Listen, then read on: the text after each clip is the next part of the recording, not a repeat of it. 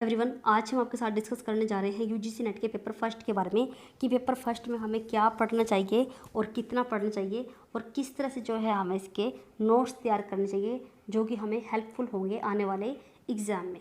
जो यूजीसी है इसके हमेशा 2 पेपर होते हैं, पेपर फर्स्ट और पेपर सेकंड। पेपर जो फर्स्ट होता है ये सभी का कॉमन होता है और जो सेकंड होता है ये सभी का खुद का सब्जेक्ट का होता है। जिस भी सब्जेक्ट में उनकी मास्टर डिग्री है उसी में उनका सेकंड पेपर होता है। जो मोस्टली कैंडिडेट हैं वो यूजीसी के एग्ज़ाम में फ़ेल हो जाते हैं। उनका फ़ेल होने का जो मुख्य कारण है वो यही है कि वो पेपर फर्स्ट पर ज़्यादा ध्यान नहीं देते, पेपर सेकंड पर ही ज़्यादा ध्यान लगाए रखते हैं।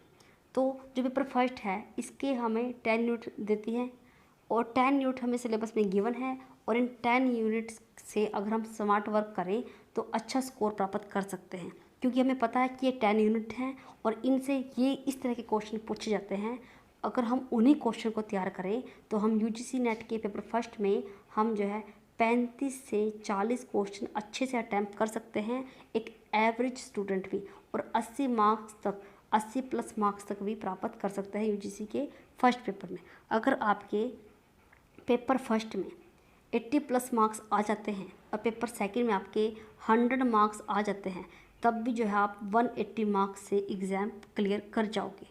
यानी कि अगर आपके पेपर सेकंड में सिर्फ 50 क्वेश्चन ठीक हुए और फर्स्ट में सिर्फ 40 क्वेश्चन ठीक हुए तब भी जो है आप एग्ज़ाम यूजीसी का क्लियर कर ही जाओगे। अब बात आती है कि जो यूजीसी का पेपर फर्स्ट है इसको कैंडिडेट क्यों नहीं तैयार करते। वो ज़्यादातर क्या है पेपर सेकंड में ही लगे रहते हैं और यही कारण है कि वो क्या हो जाते हैं, फेल हो जाते हैं। अगर आपके पेपर फर्स्ट में मान लो कि 80 मार्क्स आ गए, पेपर सेकंड में अगर आपके कम मार्क्स आ गए, मान लो 100 मार्क्स आ गए, तो भी क्या है 180 मार्क्स से आप क्लियर कर जाओगे कि इसके जो कम मार्क्स है उसको कंपनसेट करते देंगे ये वाले मार्क्स, इसकी कमी को ये वाले मार्क्स जो है पूरा कर देंगे। यानी कि यहाँ से आपको पता चलता है अगर हम पेपर सेकंड के साथ पेपर फर्स्ट की भी तैयारी करें तभी जो है हम यूजीसी का एग्ज़ाम क्या कर पाएंगे, क्वालिफाई कर पाएंगे। अब बात आती है कि हमें यूजीसी के फर्स्ट पेपर के लिए किस तरह से तैयारी करनी चाहिए। पेपर फर्स्ट के लिए हमें जो मेन कुछ हैं जैसे टीचिंग एप्टीट्यूड है, हायर एजुकेशन है, एक रिसर्च है, एक कम्युनिकेशन है और एक रीजनिंग है। जो सबसे इजी है teaching aptitude, higher education, communication और रीजनिंग और रिसर्च। ये 5-6 ऐसे हैं जहाँ से हर साल रिपीटेड वही क्वेश्चन पूछे जाते हैं।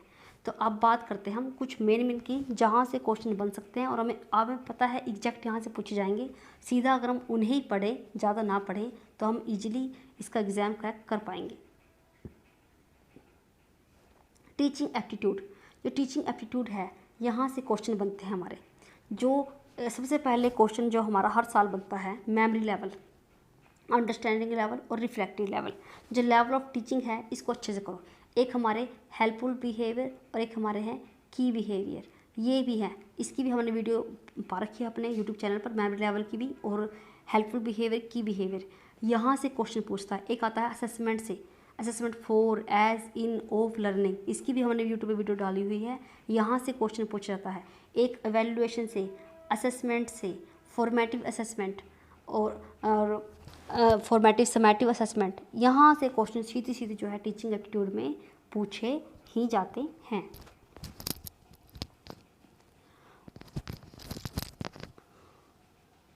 जो इसकी टीचिंग एप्टीट्यूड जो कैरेक्टरिस्टिक हैं कुछ, यहाँ से भी क्वेश्चन पूछ लेते हैं। कई बार टीचर की, कई बार लर्नर की कैरेक्टरिस्टिक पूछ लेते हैं, कई बार जो है कुछ कॉन्सेप्ट देते हैं वो पूछ लेते हैं। पर जो ज़्यादातर है वो मेमोरी लेवल और लेवल ऑफ टीचिंग, असेसमेंट से, फॉर्मेटिव समेटिव असेसमेंट से और इमोशनल कोग्निटिव, यहाँ से क्वेश्चन जो है एग्जामिनर पूछता है। और कई बार जो है वो जो टीचिंग मेथड है जैसे ह्यूरिस्टिक मेथड है, डिस्कवरी मेथड है, टीम टीचिंग है, लर्निंग मेथड, ट्यूटोरियल मेथड है, यहाँ से क्वेश्चन पूछते हैं। यानी कि जिस तरह के क्वेश्चन पिछले साल एग्जाम में पूछे जा चुके हैं उन्हीं क्वेश्चन को उठाओ और उन क्वेश्चन को एक पेज जो आप नोट्स तैयार कर रहे हो एक डायग्राम बनाओ, उसमें वो लिखो, उसके चारों तरफ उसकी की पॉइंट लिखो। अगर आप इस तरह से डायग्राम में रिप्रेजेंट करके अपने नोट्स तैयार करोगे तो वो डायग्राम आपके माइंड में छप जाएगा, आपको ईजिली हर एक क्वेश्चन याद रहेंगे लॉन्ग टर्म तक। यानी कि जब आप लिखें तो लिखने का भी एक ऐसा स्टाइल बनाएं क्योंकि जो आप लिखते हो ना वो आपको लॉन्ग टर्म तक आपके माइंड में स्टे करता है। यानी कि यहाँ से जो क्वेश्चन मेन बनते हैं टीचिंग में वो बनते हैं स्वयं प्रभा, मूक से, और टीचिंग सेंटर्ड और लर्न सेंटर्ड अप्रोच, और टीम टीचिंग के जो एड्स हैं, जो टीचिंग के जो एम हैं, और जो टीचिंग मेथड हैं, और जो मेमोरी और लेवल और हेल्प बिहेवियर, की बिहेवियर, और इमोशनल और कोग्निटिव डेवलपमेंट, लर्नर सेंटर्ड और टीचर सेंटर्ड, और जो मटेरियल है। बस इससे बाहर जो क्वेश्चन नहीं पूछा जाता, बस आपको इतना ही करना है, बहुत है, इससे बाहर कभी एग्जाम में नहीं पूछा जाता। ये ICT भी पूछ लेते हैं कि जो नए नए उसमें यूज हो रहे हैं ऑनलाइन टीचिंग में, उनसे भी क्वेश्चन पूछ लेते हैं examiner. Computer based credit system, higher education, ये जो क्वेश्चन है यहाँ से बाहर एग्जामिनर नहीं पूछता। असेसमेंट इवैल्यूएशन के बारे में पता होना चाहिए आपको, यहाँ से ही क्वेश्चन पूछता है हर साल। अब दूसरा आता है रिसर्च के बारे में। रिसर्च, री का मतलब दोबारा, रिसर्च का मतलब दोबारा जब हम किसी चीज़ के बारे में सर्च करते हैं होता है रिसर्च।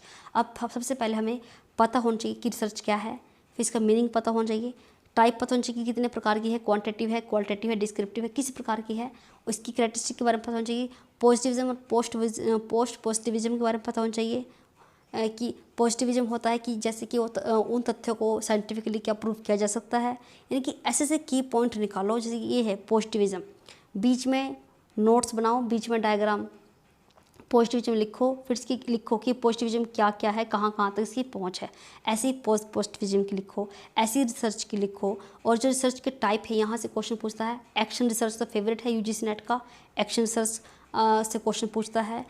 रिसर्च का डिज़ाइन पूछ लेता है, रिसर्च का प्लान पूछ लेता है। कुछ भी तरह से एग्जामिनर जो है एग्जाम में क्वेश्चन पूछ सकता है। आपको पता होना चाहिए मेथड ऑफ रिसर्च के बारे में, एक्सपेरिमेंट रिसर्च के बारे में, डिस्क्रिप्टिव के, हिस्टोरिकल के, और क्वालिटेटिव रिसर्च के बारे में। इन सभी से बाहर एग्जामिनर क्वेश्चन नहीं पूछता, तो आपको जो है पता होना चाहिए। स्टेप ऑफ रिसर्च के बारे में, कौन कौन से स्टेप है रिसर्च करने के। सबसे पहले प्लान करते हैं, वो ऐसे स्टेप होते हैं, 6 स्टेप हैं। थीसिस लिखने के बारे में, और ICT का क्या यूज है रिसर्च में, और रिसर्च के जो एथिक्स हैं ये, और जो थीसिस के फॉर्मेट हैं उनसे भी क्वेश्चन पूछ लेता है कि पहले क्या लिखा जाता है जब थीसिस लिखते हैं, लास्ट में क्या लिखते हैं। जैसे पहले हम बिब्लियोग्राफी लिखते हैं, लास्ट में अपेंडिसेस लिखते हैं, वो रेफरेंस भी देते हैं। तो ये जो लिखना है यहाँ से भी क्वेश्चन पूछता है, एथिक्स से भी पूछता है, मेथड से भी क्वेश्चन पूछता है, जो मेथड है, और यहाँ से तो क्वेश्चन हर साल ही पूछता है। आप इनकी क्या करें, एक डायग्रामेटिकली ब्रीफ नोट्स तैयार करें, जो कि मेन बातें हैं सिर्फ वही नोट्स करें, स्मार्ट वर्क करें, हार्ड वर्क की जरूरत ज़्यादा नहीं होती। कंप्रीहेंशन से एक कंप्रीहेंशन दिया होता है, उससे क्वेश्चन छाट कर आपको भरने होते हैं। कम्युनिकेशन, अब बात आती है कम्युनिकेशन की। बच्चे बहुत डरते हैं कम्युनिकेशन से। कम्युनिकेशन कुछ नहीं है, 2 प्रकार का कम्युनिकेशन आएगा। जैसे हम बोलेंगे दूसरे को समझ आए, वो होता है हमारा कम्युनिकेशन, वर्बल और नॉन वर्बल। वर्बल जिसमें वर्ड का यूज होता है, नॉन वर्बल जिसमें वर्ड का यूज नहीं होता, जिसमें हम साइन से दिखाते हैं। तो इससे मेन बात जो है, हमें सिर्फ 2 बात, वर्बल और नॉन वर्बल कम्युनिकेशन के बारे में पता होना चाहिए। एक फॉर्मल इनफॉर्मल कम्युनिकेशन के बारे में पता होना चाहिए। और जो बैरियर है वो, और इसके 2-3 मॉडल हैं, SR मॉडल है, SMR मॉडल है, इनके बारे में। इससे बाहर जो है क्वेश्चन नहीं पूछता एग्जामिनर। मैथमेटिकल रीजनिंग में ये भी बहुत इजी है। अगर आप पिछले साल के क्वेश्चन करोगे तो उसी से ही जो आइडिया लग जाएगा कि किस तरह के क्वेश्चन अगले साल हमारे से पूछे जा सकते हैं।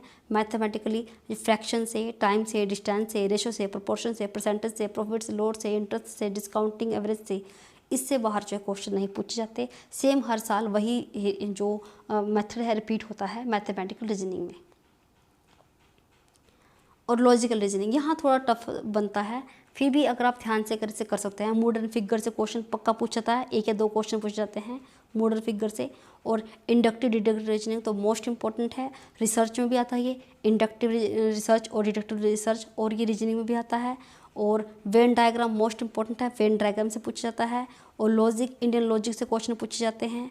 और ये जो मेन बातें हैं यहाँ आती है, यहाँ से क्वेश्चन बनते हैं। बस आपको क्या करना है, परसेप्शन के बारे में एक डायग्राम बनाया, लिखा, अनुमान के बारे में, उपमान के बारे में, और शब्द के बारे में, अर्थपट्टी के बारे में, अनुपलब्धि के बारे में। यानी कि इनके बारे में अगर आपके एक एक की पॉइंट क्लियर हो गए कि इनका मीनिंग क्या है, तो आप एग्जाम में इजीली इसको कवर कर पाएंगे। जैसे कि अर्थपट्टी क्या होता है कि इससे क्या अर्थ निकला, और अनुपलब्धि यानी कि वहाँ पर उसका जिक्र है पर वो उपलब्ध नहीं है। यानी कि जब आप इनको की पॉइंट को आपका समझ आ जाएगी, आप प्रीवियस पेपर लगाइए, वहीं से आपको आइडिया हो जाएगा कि इनका मीनिंग क्या है।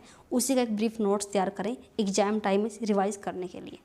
स्ट्रक्चर आपको पता होना चाहिए, अनुमान, व्याप्ति और हेताभ्यास, ये 3 है, बहुत इजीली समझ जाते हैं। इससे बाहर जो एग्जाम में क्वेश्चन नहीं पूछे जाते। डीआई से भी ज़्यादा बच्चे डरते हैं, पर डीआई इतना डिफ़िकल्ट लेवल नहीं पूछ जाता यूजीसी नेट में। अगर आप प्रीवियस ईयर के पेपर लगाओगे तो वहीं सबको आइडिया हो जाएगा कि डीआई में किस तरह के क्वेश्चन पूछे जाते हैं और किस स्पीड से अपने और कैसे हमने जो इनको सोल्व करना है। Bar chart, histogram, pie chart और टेबल चार्ट से ही ज़्यादातर क्वेश्चन पूछ जाते हैं डीआई से। अगला हमारा है आईसीटी। आईसीटी से बच्चे ज़्यादा घबराते हैं। आईसीटी में ज़्यादा घबराने की जरूरत नहीं है। ज़्यादातर एग्जामिनर जो है हैकिंग से क्वेश्चन पूछता है और बेस इंटरनेट से क्वेश्चन पूछता है, मेल कैसे भेजनी है, 3 जो मेल के हैं CCC, BCC, इनसे क्वेश्चन पूछता है, वीडियो कॉन्फ्रेंसिंग पूछता है और आईसीटी का क्या रोल है हायर एजुकेशन में। और जो डिजिटल इनिशिएटिव आए हैं, मूक आया है, स्वयं प्रभा आया है, प्रभा आया है, ये जो डिजिटल इनिशिएटिव आए हैं हायर एजुकेशन को प्रमोट करने के लिए, इनसे क्वेश्चन एग्जामिनर पूछता है। अगर आप प्रीवियस ईयर एग्जाम के क्वेश्चन लगाओगे वहीं सबको आइडिया हो जाएगा और आप जो है उन क्वेश्चन को उठाओ जो कि आईसीटी में बार बार पूछे गए हैं। आगे हमारा है people and development and environment, EVS से यहाँ से क्वेश्चन पूछ जाते हैं और इसमें हमें सबसे ज़्यादा ध्यान देना है MDG, मिलेनियम डेवलपमेंट गोल्स और सस्टेनेबल डेवलपमेंट गोल्स। ये कब आए, क्यों बनाए गए, सबसे पहले इनकी कॉन्फ्रेंस मीटिंग कहाँ पर हुई, इनका टारगेट क्या है और क्या क्या जो डेवलपमेंट गोल्स, इनके टारगेट क्या है, लक्ष्य क्या है, इन सभी को हमने अच्छे से पढ़ना है। कि जो 2 हैं इनसे ही हमारे हर एक एग्जाम में क्वेश्चन पूछ जाते हैं। 1 या 2 क्वेश्चन हमारे यहीं से पूछे जाएंगे। अब जो हमारे नेक्स्ट क्वेश्चन बनता है वो बनता है पोल्यूशन से। पोल्यूशन से पूछता है सोयल, हाइड्रो, जो थर्मल बायोमास, इनसे क्वेश्चन पूछता है। और जो क्वेश्चन बनते हैं हमारे पोल्यूशन से, जैसे एयर, सॉइल, नॉइज पोल्यूशन से क्वेश्चन पूछता है। और जो क्लाइमेट चेंज हो रहा है उसके जो पैरामीट्रिक हैं, डायमेंशन है, पॉलिटिकल डायमेंशन, वहाँ से क्वेश्चन पूछ लेता है। यानी कि अगर सीधी सीधी बात की जाए कि हमें इन्वायरमेंट के पोल्यूशन के बारे में, जितने पोल्यूशन के बारे में पता होना चाहिए, हमारे millennium development goal, sustainable development goal के बारे में ब्रीफ हिस्ट्री हमें पता होनी चाहिए। और जो प्रोटोकॉल आए हैं यहाँ से क्वेश्चन हर साल पूछ जाते हैं। इन्वायरमेंटल प्रोटेक्शन एक्ट कब आया था 1986 में, national action plan climate change कब आया, इंटरनेशनल एग्रीमेंट एफर्ट मॉनिटरल प्रोटोकॉल। सिर्फ इस सारे पोर्शन में आपका ये ज़्यादा इंपॉर्टेंट है, यहाँ से तो क्वेश्चन पक्का पूछा जाता है। और जो विंड एनर्जी है, सोलर एनर्जी है, हाइड्रो एनर्जी है, इनको इंक्रीजिंग और डिक्रीजिंग ऑर्डर में भी एग्जामिनर पूछता है। अगर बात की जाए कि इसके अगर आप ध्यान से एक एक नोट्स तैयार करें ना सिर्फ इनके, तो यहाँ से आपके 1-2 क्वेश्चन पूछे जाएंगे। एक क्वेश्चन आपका हमेशा यहाँ से पूछा जाता है, कभी इंक्रीजिंग ऑर्डर में, कभी डिक्रीजिंग ऑर्डर में, और एक आपका जो है पोल्यूटेंट से क्वेश्चन पूछा जाता है। हायर एजुकेशन से मोस्ट इम्पॉर्टेंट है। और हायर एजुकेशन से हमारा एक एंशिएंट टाइम है। हायर एजुकेशन कब से शुरू हुआ था, सबसे पहला हायर एजुकेशन का विश्वविद्यालय है और कैसे एंट्रेंस होता था, यहाँ से क्वेश्चन पूछ लेता है। तक्षशिला हो गया, नालंदा हो गया, यहाँ से क्वेश्चन पक्का पूछता है एग्जामिनर। और इवैल्यूएशन पूछ लेता है हायर एजुकेशन के, क्या क्या इवैल्यूएशन आए पोस्ट इंडिपेंडेंस, स्वतंत्रता के बाद से लेकर पहले तक के जितने भी हायर एजुकेशन को लेकर इवैल्यूएशन हुए उनसे के बारे में हिस्ट्री से क्वेश्चन पूछ लेता है। और प्रोफेशनल, टेक्निकल, स्किल्ड, एक तो हमारा रेटिंग से क्वेश्चन आता है। जो न्यू रेटिंग आई है अभी यूजीसी नेट की, यूजीसी की गाइडलाइन के अकॉर्डिंग जो यूनिवर्सिटी को दी गई है, रेटिंग से क्वेश्चन पूछता है एग्जामिनर। जो अभी भी नया डेटा है, आप इसको इंटरनेट से देख सकते हैं।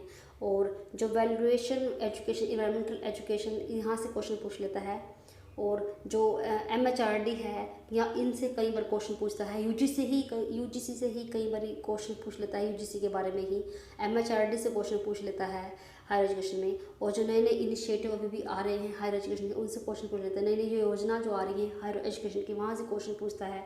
इसमें 1 या 2 क्वेश्चन तो हमारा करंट से ही बनता है हायर एजुकेशन में।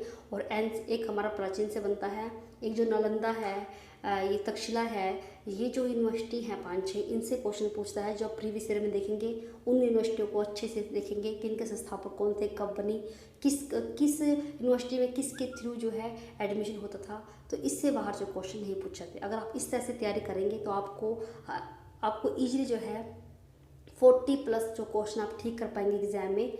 फर्स्ट पेपर में। और अगर आपके 40+ मार्क्स आ गए, 40+ क्वेश्चन आपके ठीक हो गए, तो आपके 80+ स्कोर आपको होगा और वो स्कोर आपका ऐड होगा पेपर सेकंड में, और जो आपका 1-2 मार्क्स हमेशा पेपर रह जाता है उसकी वो भरपाई पूरी कर देगा। Thank you guys.